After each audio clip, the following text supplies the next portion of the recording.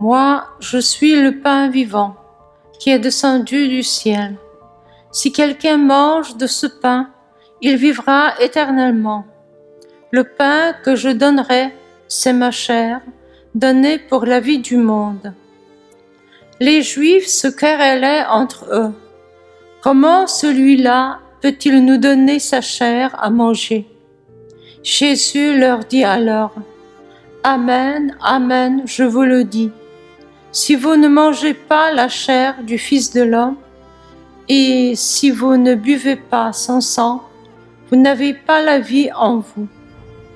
Celui qui mange ma chair et boit mon sang a la vie éternelle, et moi je le ressusciterai au dernier jour. En effet, ma chair est la vraie nourriture, et mon sang est la vraie boisson. Celui qui mange ma chair et boit mon sang demeure en moi, et moi je demeure en lui. De même que le Père qui est vivant m'a envoyé, et que moi je vis par le Père, de même celui qui me mange, lui aussi vivra par moi. Tel est le pain qui est descendu du ciel. Il n'est pas comme celui que les pères ont mangé. Eux, ils sont morts. Celui qui mange ce pain vivra éternellement.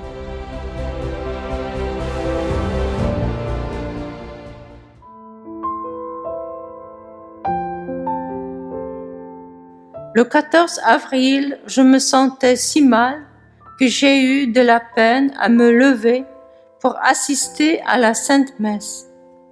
Je me sentais plus malade qu'au moment où l'on m'a envoyé à l'hôpital suivre ce traitement. J'avais de forts râles et de renflements dans les poumons et j'éprouvais des douleurs étranges.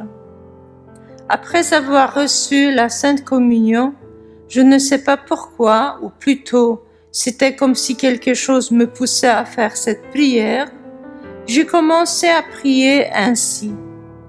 Jésus, que ton sang pur et saint circule dans mon organisme malade et que ton corps pur et saint transforme mon corps malade.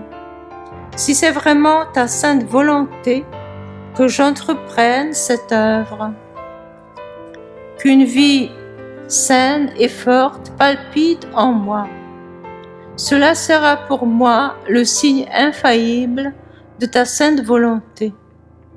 Pendant que je priais ainsi, j'ai brusquement ressenti une sorte d'ébranlement dans tout l'organisme et je me suis senti complètement guéri. Ma respiration est normale, comme si je n'avais jamais souffert des poumons, et je n'éprouve aucune douleur. Ceci est pour moi le signe que je dois me mettre à l'œuvre.